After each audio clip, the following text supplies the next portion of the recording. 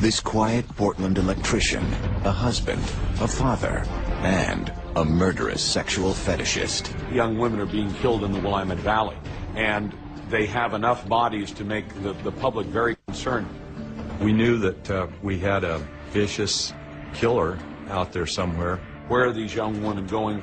At that point, we didn't know much more. One by one, young Oregon women disappeared. He took my hair and rounded around like a fulcrum and started beating my head on the basement floor. But the act of killing was only foreplay. He enjoyed killing these girls and mutilating the bodies. This was thrill to him. Absolutely enjoyed it. It was a slow Saturday night, and he was out. Jerome Henry Brudos, the lust killer.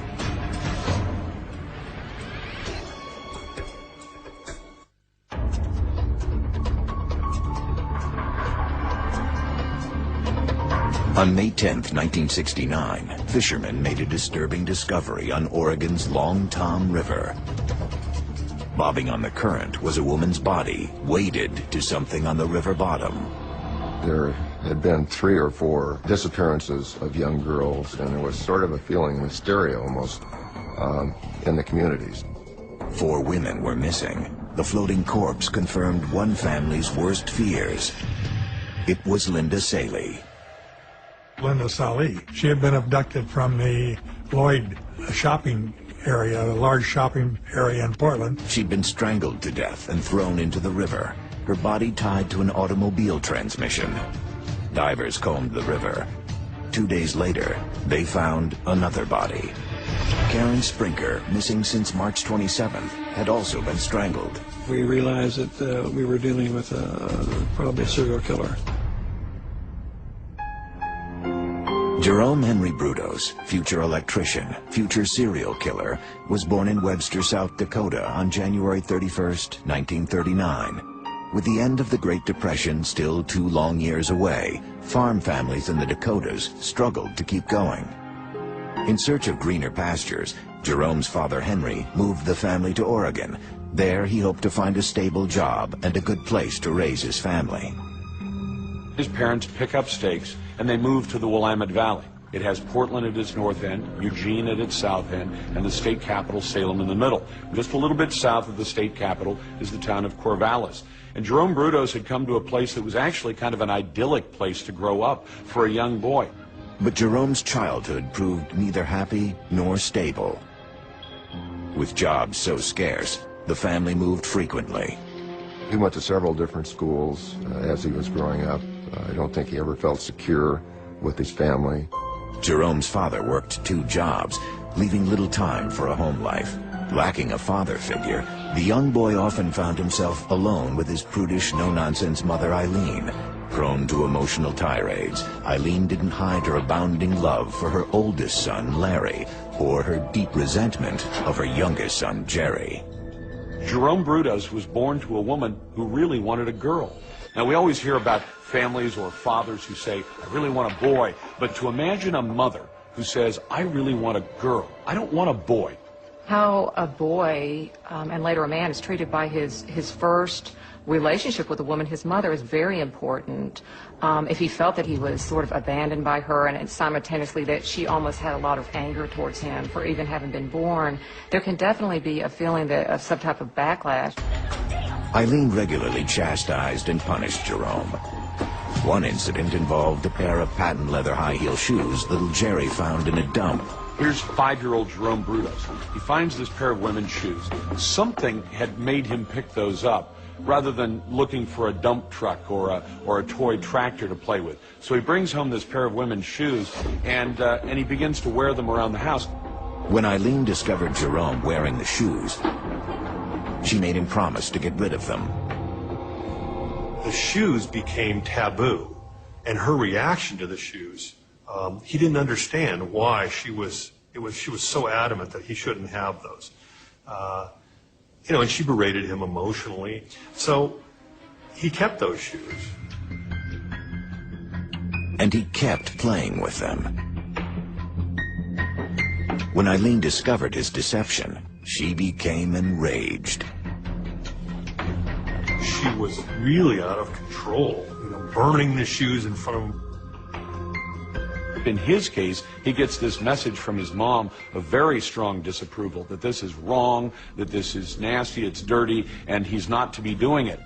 That fueled the flame of his anger to the point where that's probably when he really started feeling powerless and vulnerable, and that combined with anger and frustration can lead to a path of destruction later on down the line. Far from dissuading him, his mother's reaction fed his fixation. Footwear became the focus of his emerging sexuality. He started to associate that sexual arousal with that aggressiveness, with the forbidden aspect of the shoes, and that blossomed into this very strong fetish. Having moved in 1955, Jerome found himself living next door to a family with teenage daughters. He began to indulge his fantasies. Now 16, Jerome obsessed over the young women, going so far as to steal their underwear from a laundry line. This was his way of satisfying himself sexually, because Jerome was a very ordinary, average-looking person. He would not have been appealing to girls of his age. When police received calls about the thefts, Jerome saw an opportunity. He told one of the neighboring girls that he worked with the police. He persuaded her to come to his house to discuss the crimes. When she arrived, he greeted her, then disappeared. Jerome went into a separate room, put on a mask, and came back. The masked figure held a knife to the girl's throat and ordered her to strip. She's forced to disrobe. He takes pictures, runs out of the room. As the terrified girl fled the scene, Jerome pleaded with her to come back, claiming a stranger had locked him in the barn. I was trying to convince her that it wasn't him that was doing it. The girl doubted Brudos, but didn't report him. Having escaped consequences, he became more daring. While giving a local girl a ride home one day, he stopped at a deserted farm. There, he ordered her to strip. When she refused, Brudos became enraged. He takes her out, beats her. It was sadistic and it was violent. And he was, into puberty then, and that's normally when the more violent aspects start being acted out. A couple driving by saw the struggle and called police. They arrest him, he confesses, and then the things are found, the shoes, the underwear, the camera. Investigators discovered naked photos of Jerome's neighbor. They questioned her and she described his attack. Corvallis police knew that they had arrested a disturbed teenager. But no one suspected the horrible crimes that this freckle-faced kid was capable of. And when set free, Jerome Brudos and his disturbing sexual fantasies would quickly spiral out of control.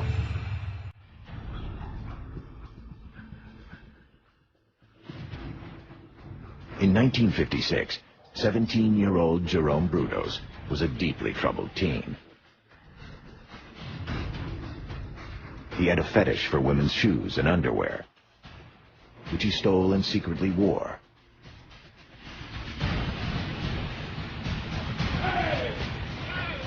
He'd been arrested after beating one girl and forcing another to strip at knife point.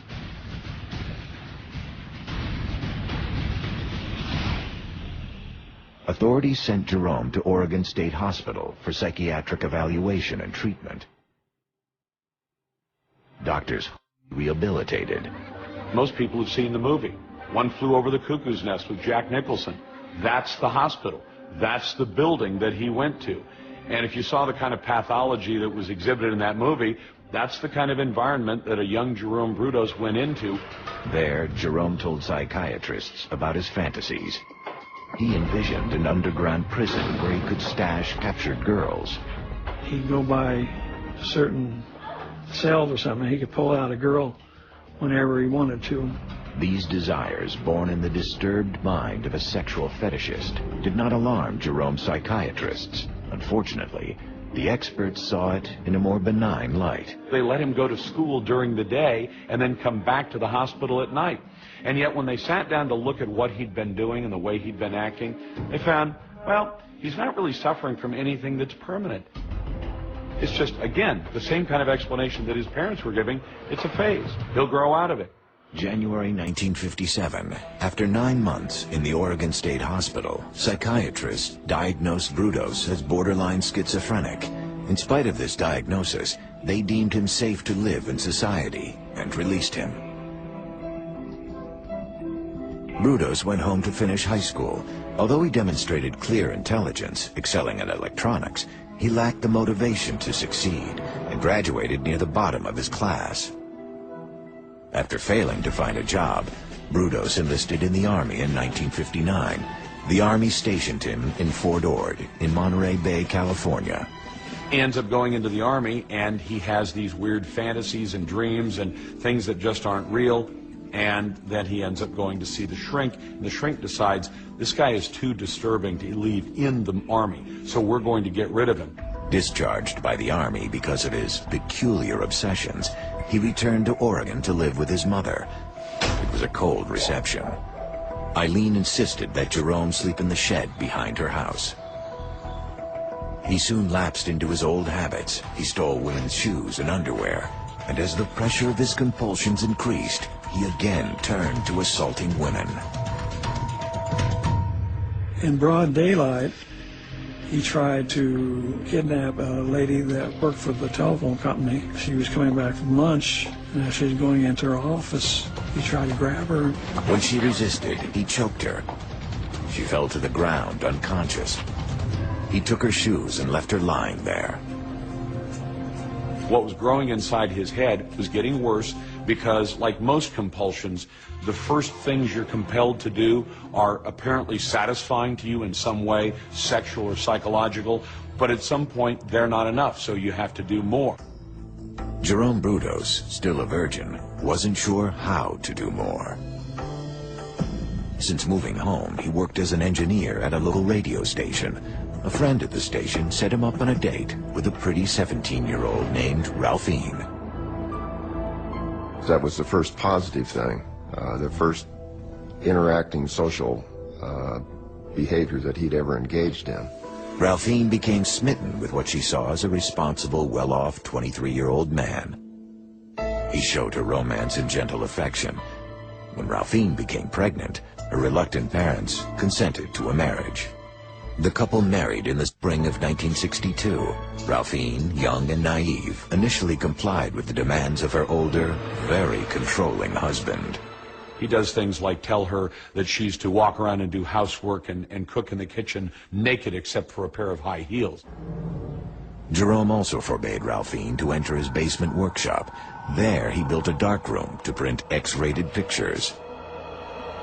There were pictures of Ralphine in various states of dress and undress with some of these items of clothing that he had stolen from other places. In Ralphine, Jerry created the captive doll wife he always dreamed of. At first, the docile and inexperienced young woman thought nothing of her husband's odd demands. People are always looking for the best in other people, and we want to explain away unusual or odd behaviors. And when you're married to somebody like that, it just becomes part of the way that you deal with protecting yourself.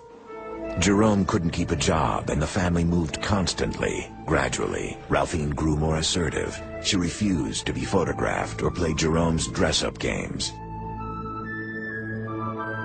As Ralphine pulled away, Brudos sought other ways to fulfill his sexual fantasies. He secretly dressed in women's clothing, often wearing women's underwear under his work clothes.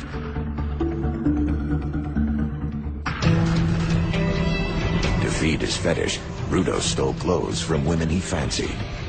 Psychologically, stealing women's clothing gives him a sense that he's in control of women, whether they like him to be or not.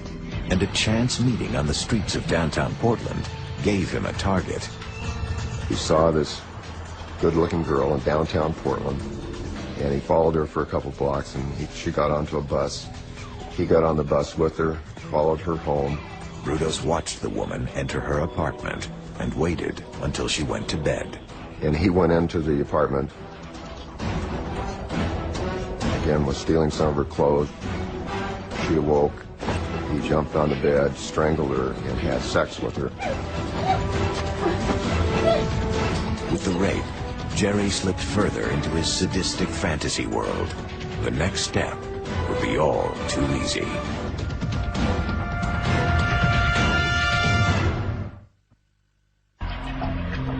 For 10 years after his teenage incarceration at the Oregon State Hospital, Jerome Brudos managed to stay under the radar of the law.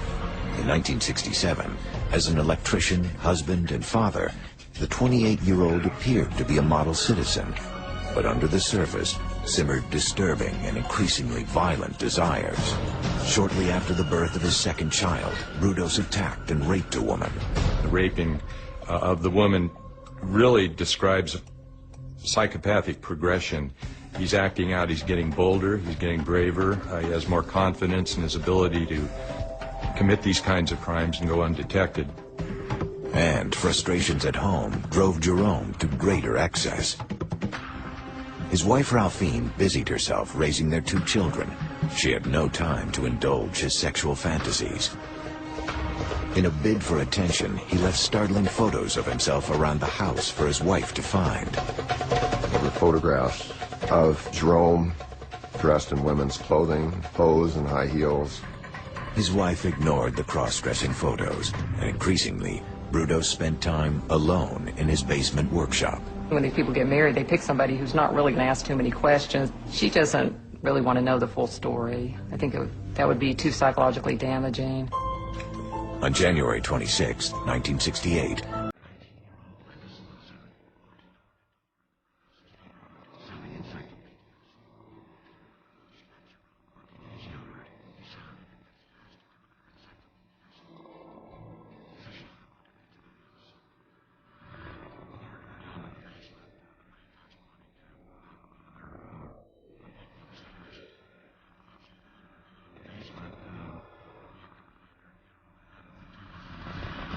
blow didn't kill her. Brudos finished the job by strangling Linda until her body went limp.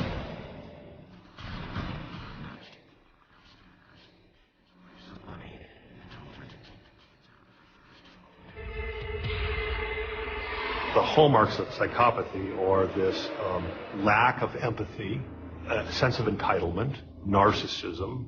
Most serial killers are psychopaths. It is the personality disorder that allows them to commit a homicide and come up and deal with their family as if nothing's happened.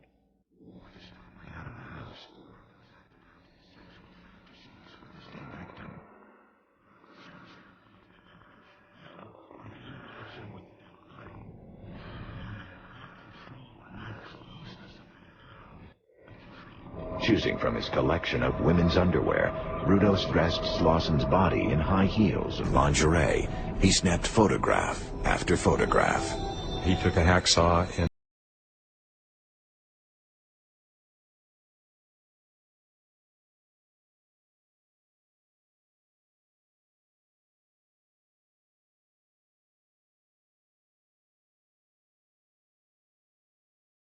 while his family slept, Brudos loaded the remains of Linda Slauson's corpse into his car.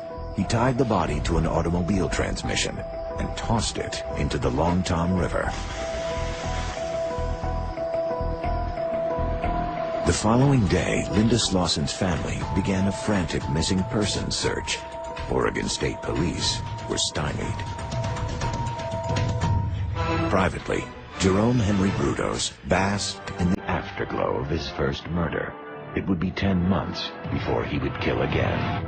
But serial killers, there's going to be that cooling off period, and that cooling off period will start to probably get shorter and shorter as they go along. In the intervening months, Jerome moved his family to Salem. Their new house had a separate garage, perfect for a very private workshop. On the night of November 26, 1968,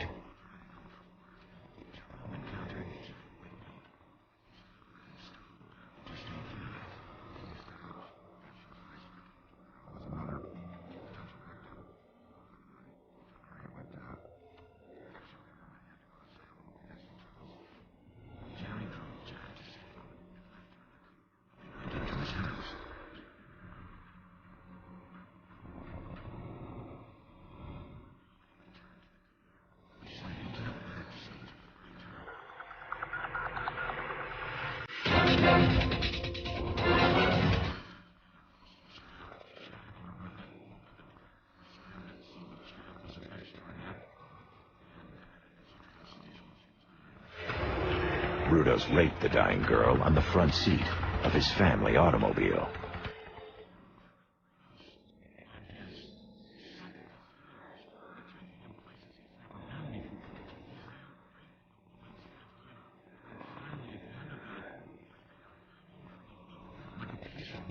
In his garage.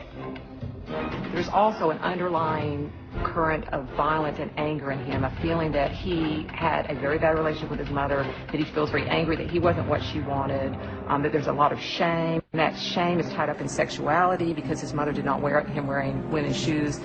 And that representation of sexuality he transferred onto women in general in the society. Brudos kept the body of Jan Whitney hanging in the garage for 5 days, repeatedly assaulting her corpse.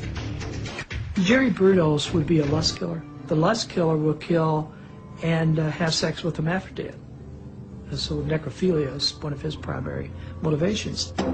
With Whitney's body still hanging, Jerome took his family away for the long weekend. While they vacationed, a freak accident occurred at the house, nearly exposing Jerome's dark secrets. A car had run into his garage in part of his workshop. Somebody called the police.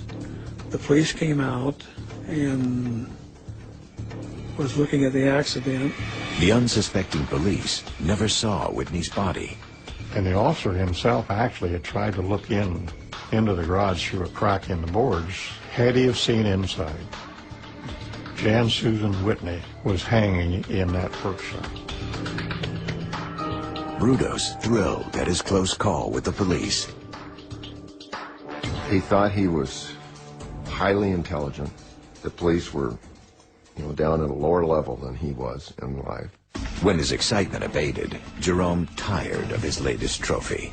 He dumped Jan Whitney's body off a bridge into the Willamette River. 2 Oregon women now vanished, yet still, no one suspected that a vicious serial killer was loose in the Northwest. By the spring of 1969, 2 Oregon women had been murdered at the hands of Jerome Brudos. Both corpses had been raped and mutilated. The killings had followed chance encounters with Brudos. His fantasies about murdering women had escalated to serial murder. And the 30-year-old electrician was through waiting for women to come to him. He was about to start hunting his victims. Just imagine how bold he's become at this point. He's already raped, he's already killed, he's stolen women's underwear, he's done all those things. Now it seems as though he wants to do something even bolder. On March 27th, he chose a stalking ground, the parking garage of the Meyer and Frank department store in Salem. The first woman he saw was Karen Sprinker, a student at Oregon State University. The Sprinkers lived in South Salem, probably about 2 miles away from where Meyer and Frank's store is. She was coming down there just to have lunch with her mother that day. In an isolated corner of the garage, Jerome seized Karen and forced her into his car. He had I believe, a toy pistol, and he abducted her with that pistol, took her to his workshop, and apparently she tried everything in her power to save her life. Had her disrobe, had her pose in different get-ups, high heel shoes and whatnot. To secure his prisoner, Brudos looped a noose around Sprinker's neck and attached it to the ceiling, spreading the rope through a hoist called a come-along. He just ratcheted up the come-along and took her feet a couple, 3 inches off the floor, walked in the house, had something to eat, and watched a cartoon while she strangled at the end of that rope. When Brudos returned to the garage, Karen was dead. He abused the corpse, but he wasn't finished. Brudos wanted a trophy. He takes this woman, he cuts her breasts off, he makes a cast from them, and then he attempts to make some kind of bronze bust of a woman's breast. Jerome tied Karen Sprinker's body to an engine block. Unobserved, he hoisted the body over the side of a bridge into the Longton River. As Brudos disposed of the body, Sprinker's family and friends tried to make sense of her shocking disappearance. I knew there was something wrong. Just ran a cold chill up my spine. We had talked to the police, notified them that she was missing. Police publicized Karen's disappearance and followed up on dozens of fruitless leads. Meanwhile, the Sprinker family organized search parties, desperate to believe she would eventually be found. As Davis and the Sprinkers clung to hope, another young woman walked into fatal danger. On April 21st, watching her cross the street to a Portland Center University parking garage, Brudos picked out Sharon Wood. She fit the profile, slim, attractive, and alone. I went down the stairs, and as I got down there, this guy was pointing a gun at me, and he says, "If you don't scream, I won't shoot you." He got his arm around my head, and he got somehow my jaw clamped down on his thumb in the struggle. Last thing I remember was he just really hit my head very hard, and I saw stars, and then he jumped up and ran. Sharon's resistance spooked Brudos, but he managed to escape without attracting attention. Sadly, the Portland police didn't immediately connect Sharon's attacker with the woman who'd been reported missing. Brudos struck again, this time at a much younger target named Gloria Smith.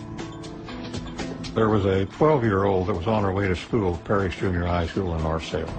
Jerry Brudos, with a pistol, accosted her and kidnapped her and took her back toward his car. And as they went through between two houses, the lady across the street happened to be working in her flower van. Brudos got in his car and drove away, nursing another failure. The girls that fought him ran, screamed, or whatever, escaped. He was not that type of personality that would have chased him down and killed him right there. He wanted him for a toy in his workshop. He realized he needed to lure his victims rather than scare them. He bought a fake police badge and began staking out the parking garage at the Lloyd Center Mall in Portland. There, he spotted 22-year-old Linda Saley. As Linda walked to her car, arms full of birthday presents for her boyfriend, Brudos approached. He confronted her and with a badge, saying that he was a security officer and that they'd been getting a lot of shopliftings going on, and she'd have to come down to the police station for further questioning. Reluctantly, Linda got into Jerome's car. He drove her all the way from Portland to Salem and straight into his garage.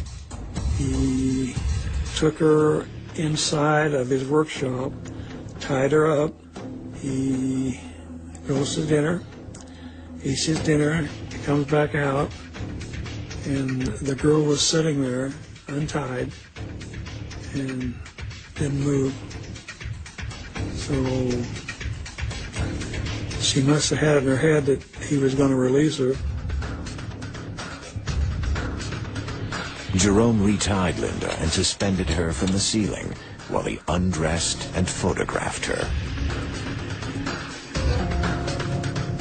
She could just stand on her toes, you know, and not choke. And then when he thought he had enough or whatever, he just gave it a couple more cranks and choked her.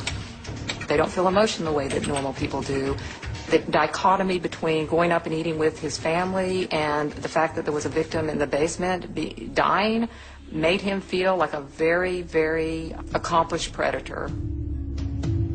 Jerome tied Linda's body to an engine block and once again headed for the bridge crossing the Long Tom River. For Brudos, this wasn't a perfect murder.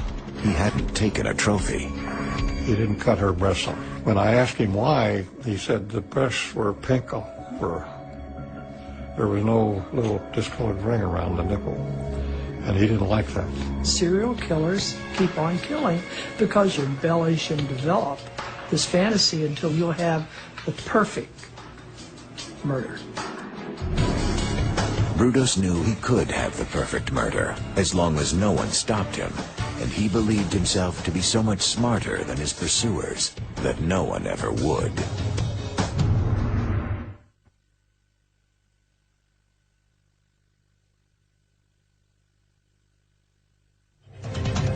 Between January of 1968 and April of 1969, at least 4 women disappeared from Oregon's Willamette Valley.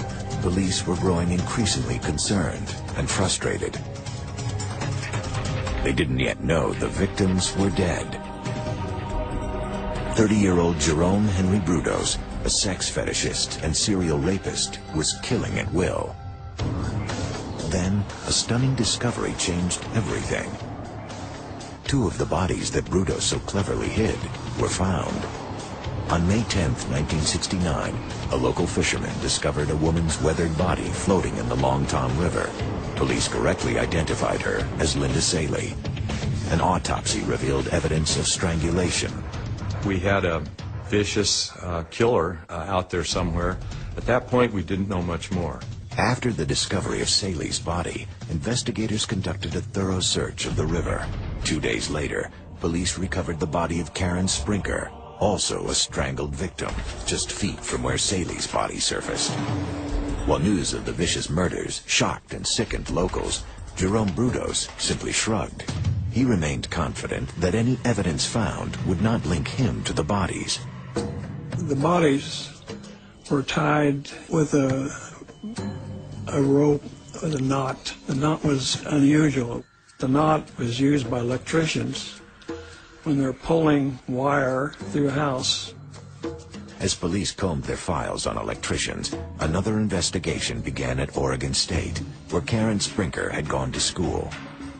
The police department in Benton County interviewed a lot of girls out of the college to determine if any of those girls had ran into and had dates with a strange individual. After talking to hundreds of girls, investigators made a crucial discovery. One of the girls actually had a date, a coke date, with a young man who was driving a station wagon. Had a lot of baby clothes and young kids' clothes in the car. Another student reported meeting a man wandering the dormitories. The man explained that he was a Vietnam vet looking for companionship. He wouldn't stop talking about the bodies and the missing women. She found it creepy and agreed to help police lure him into a trap. The police over there made it known to her that if he called again, to be sure and let them know, and he did. The police were waiting for him. He readily identified himself as Jerry Brudos. Detective Jim Stovall requested a police background check on Brudos and discovered that he worked as an electrician. But more importantly, Stovall learned of Jerome's previous hospitalizations for attacks on teenage girls. Wanting to learn more, Detective Stovall paid Brudos a visit. So we went around to where his garage is and talked there.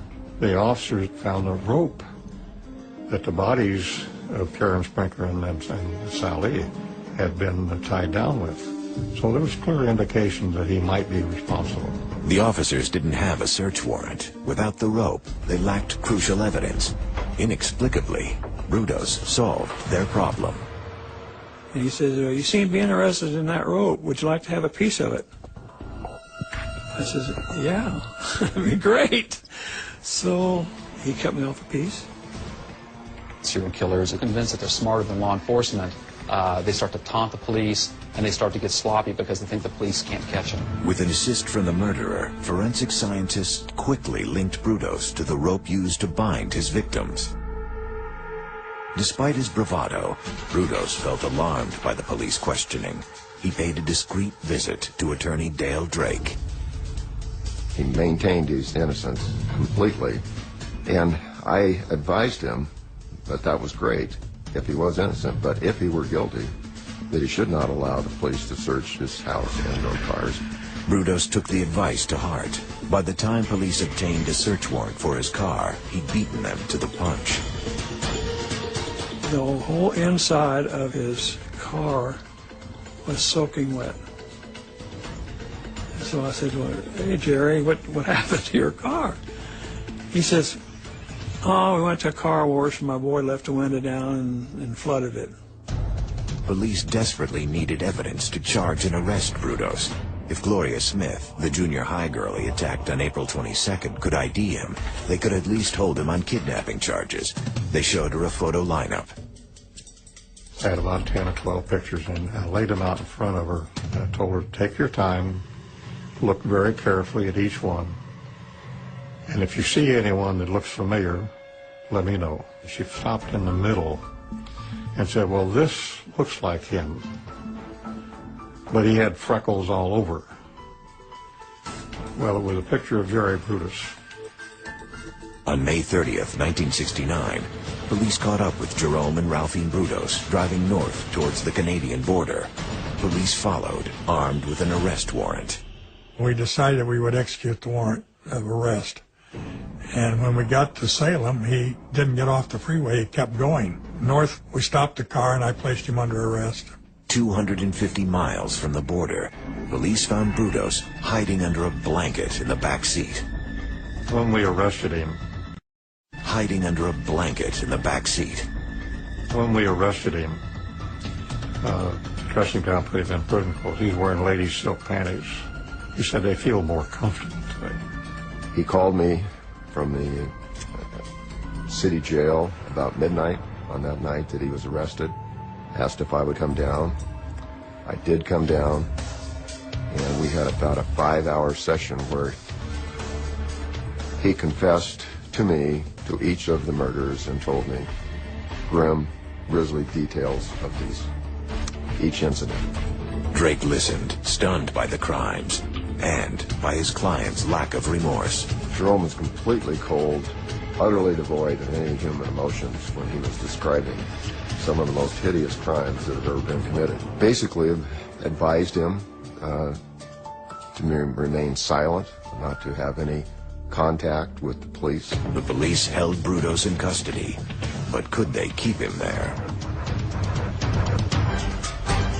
May 30th, 1969. Oregon authorities arrested Jerome Brudos on kidnapping charges, 4 drowned bodies, a murder weapon, and a positive ID from an escaped victim all pointed to Brudos being the killer. Still, police needed more evidence or a confession to book him for murder. Brudos sat silently in custody, but Detective Jim Stovall knew how to get him to talk. He claimed to have an IQ of 165, so you have to play on that. Let him be the intellectual. Let him think he's leading an interview, but you always keep him on track. Stovall asked hypothetical questions that Brudos couldn't resist answering. He approached Brudos as a friend and a father figure, a very compassionate, sort of a caring kind of approach, because Jim Stovall knew exactly and precisely what he was doing, and he had sized Brudos up remarkably well, even early on. Brudos, I think, was bragging to Stovall, wanted to impress Stovall, and wanted Stovall's friendship and acceptance. Eventually, all pretenses disappeared, and the killer rambled into a complete confession.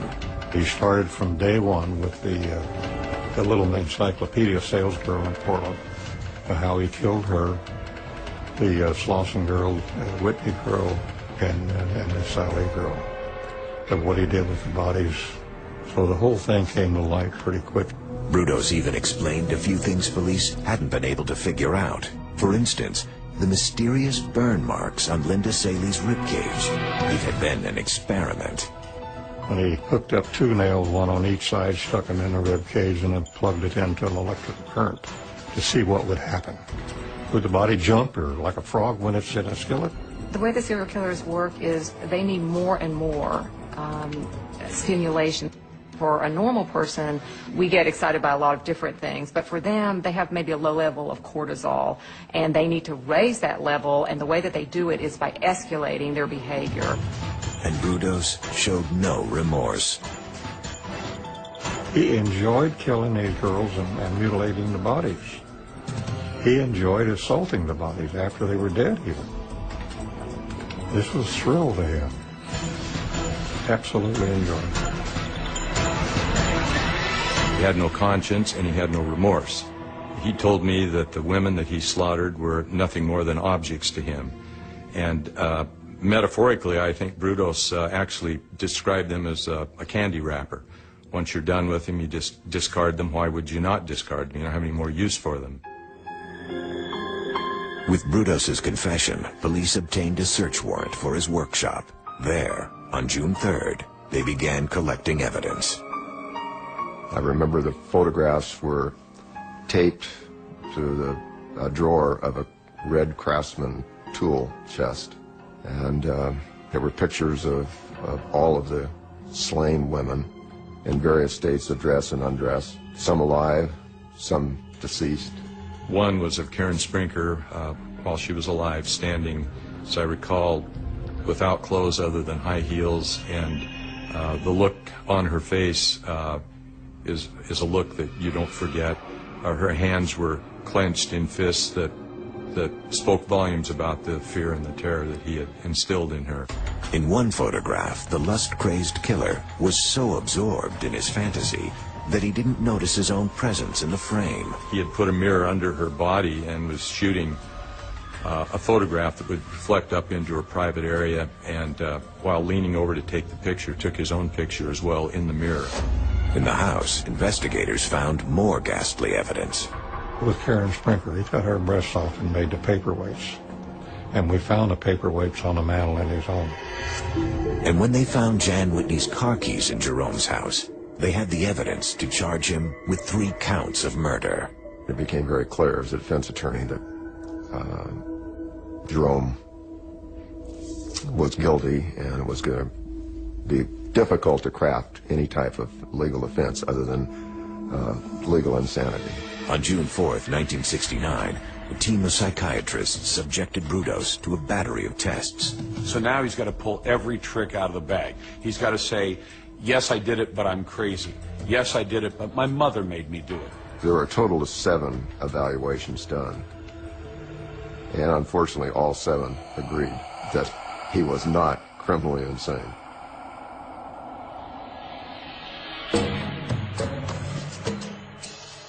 On June 27th, Jerome Henry Brudos quietly appeared before Judge Val Sloper in the Marion County Courthouse. Charged with 3 counts of murder, he pled guilty to everything.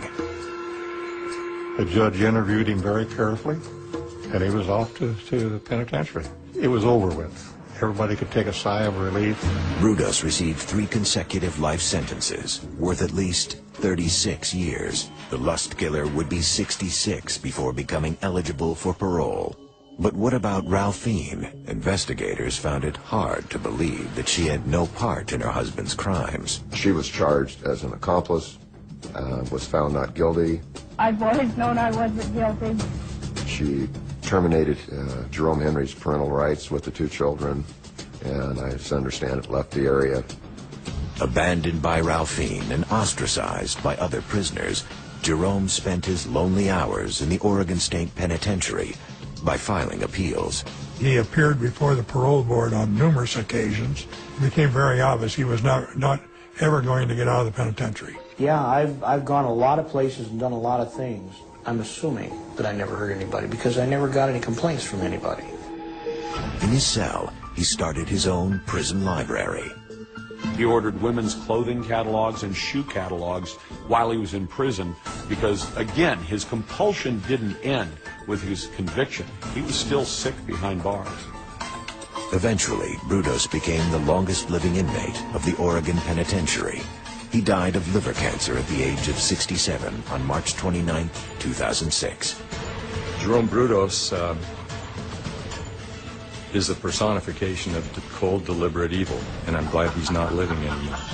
By the time he died, Jerome Brudos' life was as meaningless to the world as his victims' lives had been to him. Jerome Henry is like a 2-headed snake or a chicken with 5 legs. Why God created that type of a creature, I have no idea.